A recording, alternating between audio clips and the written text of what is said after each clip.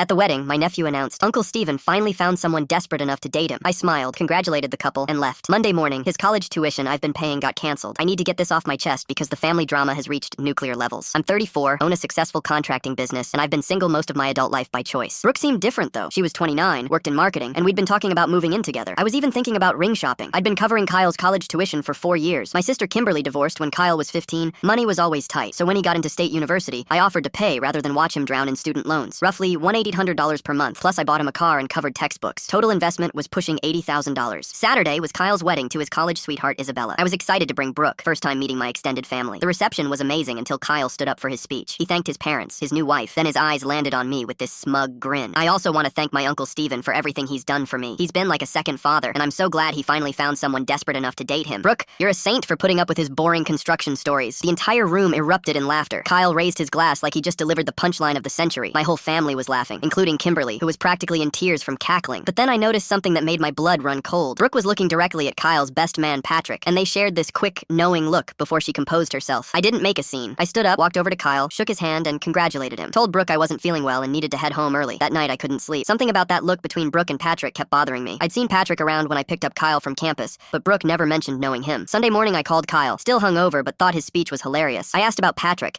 and Kyle mentioned Patrick and Brooke had been seeing each other on and off for about 2 years. They'd broken up in February, but Patrick still asked about her all the time. My stomach dropped. Brooke and I started dating in March. The timeline was crystal clear. Barely any gap between their breakup and when she started dating me. I spent Sunday doing research. Brooke had always been secretive about social media. I created a fake account and found photos of her with Patrick dating back 18 months. Most recent post was from 2 weeks ago, them at a restaurant together. Monday morning, I called the university's financial aid office. Due to unexpected family circumstances, I need to discontinue funding effective immediately. I also stopped the automatic transfer for his monthly expenses. Then I called Brooke, told her I knew about Patrick and we were done. She went into damage control, claiming it was just friendship. I told her I'd seen the photos and heard the timeline from Kyle himself. She started crying, begging me to meet for coffee. I declined and blocked her number. By Tuesday afternoon, my phone was ringing nonstop. Kimberly was furious, demanding to know why I'd canceled Kyle's tuition. I explained calmly the wedding speech and discovering Brooke's betrayal. Kimberly accused me of being vindictive, punishing Kyle for something that wasn't his fault. I reminded her Kyle was an adult who chose to publicly humiliate me at his wedding, and my financial support was a gift, not an obligation. He clearly knew about Brooke and Patrick, but never bothered mentioning it. Kyle finally called yesterday, clearly panicking about his final semester starting in 3 weeks. Tried apologizing for the speech, claiming he was drunk and didn't mean anything by it. When I brought up him knowing about Patrick and Brooke, he got defensive, said it wasn't his place to get involved in my relationship. I explained that watching family get played by someone they care about and staying silent isn't neutral, it's complicit. He argued he barely knew Brooke and didn't think it was serious between her and Patrick. The whole family thinks I'm overreacting, but I'm done being the family ATM for people who don't respect me. Kyle had one job, show basic respect at his own wedding. Instead, he chose to humiliate me while knowing his best friend was playing me behind my back. Actions have consequences, and sometimes those consequences cost $80,000.